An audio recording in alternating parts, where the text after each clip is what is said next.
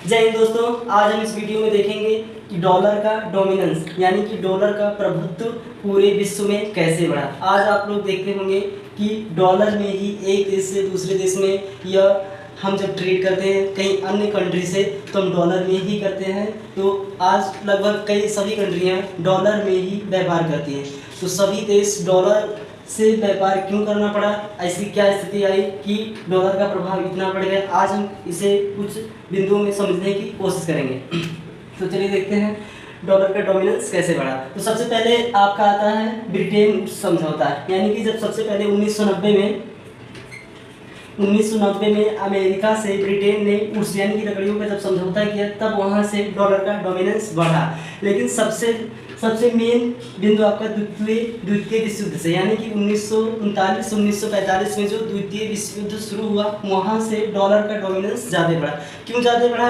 क्योंकि जब द्वितीय विश्व युद्ध, पहले फर्स्ट विश्व युद्ध हो चुका था, उसके बाद दूसरा विश्व युद्ध चालू हुआ। तो इसमें क्या हुआ कि सभी कंट्रियाँ आपस में युद्ध करके या आपस में उलझ के उनके पास आर्थिक स्थिति पैदा हो गई। जब आर्थिक स्थिति पैदा होगी तो ऐसे समय में अमेरिका एक वित्तीय सहायता या वित्तीय रूप में उभरता हुआ देश बना, यानी कि अमेरिका एक उभरता हुआ देश बना जहां पर इसका डोमिनेंस द्वितीय विश्व युद्ध के बाद ज़्यादा बढ़ गया। क्यों ज़्यादा बढ़ गया? क्योंकि 1939-1945 के बीच में जब द्वितीय विश्व युद्ध हुआ तो सभी के पास, अपने मान के चलिए उनके पास जितने धन थे उन सभी को डर होने लगा कि हमारे पास जो गोल्ड है या जो धन है वो कहीं पे चोरी ना हो जाए या उसका हम सही से ना यूज कर पाए या गायब हो जाए। तो वहाँ पे जब सभी देशों के पास जितने भी उनके पास सोना या गोल्ड था उन्होंने अमेरिका के पास जमा कर दिया, यानी कि सभी कंट्री उस टाइम अपने गोल्ड को ले जाके अमेरिका के पास रिजर्व के रूप में रख दिया।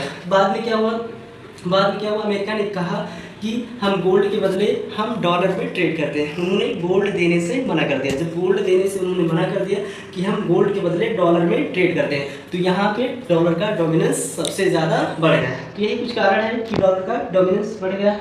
और कुछ कारण जैसे वहाँ पे निवेश करना, वहाँ पे नियमित रूप से हमें रिटर्न मिलता रहता, सुरक्षित है और वहाँ की कानून व्यवस्था भी अच्छी है, इसलिए डॉलर का डोमिनेंस आज भी बढ़ा हुआ है और आगे भी बढ़ेगा। बट कुछ समय बाद हो सकता है कि डॉलर का डोमिनेंस घट जाए। बट देखते हैं आगे क्या होता है।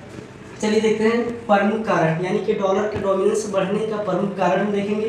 प्रमुख कारण है अमेरिका वुड्स सिस्टम, यानी कि मैंने आपको बताया जब ब्रिटेन ने अमेरिका से वुड्स समझौता किया तो यहाँ पर भी डॉलर का डोमिनेंस बढ़ा, यानी कि ब्रिटेन वुड्स समझौते में भी डॉलर का डोमिनेंस बढ़ा। और नंबर 2 है आपका अमेरिकन फाइनेंशियल सिस्टम, यानी कि अमेरिका की फाइनेंशियल सिस्टम की वजह से भी डॉलर का डोमिनेंस बढ़ा, यानी कि अमेरिकन फाइनेंशियल सिस्टम, यानी कि अमेरिका का फाइनेंशियल सिस्टम भी काफ़ी मजबूत है। नंबर 3 है दोस्तों लॉ सिस्टम, यानी कि वहाँ की कानून व्यवस्था इतनी अच्छी है कि हम अपने पैसे को कहीं पर भी इन्वेस्ट कर सकते हैं या रिजर्व रख सकते हैं, वहाँ से कहीं पर भी गायब या चोरी होने वाला नहीं है। तो वहाँ से भी लॉ सिस्टम भी, वहाँ की कानून व्यवस्था से भी डॉलर का डोमिनेंस लोगों में या अन्य कंट्री में या बढ़ा।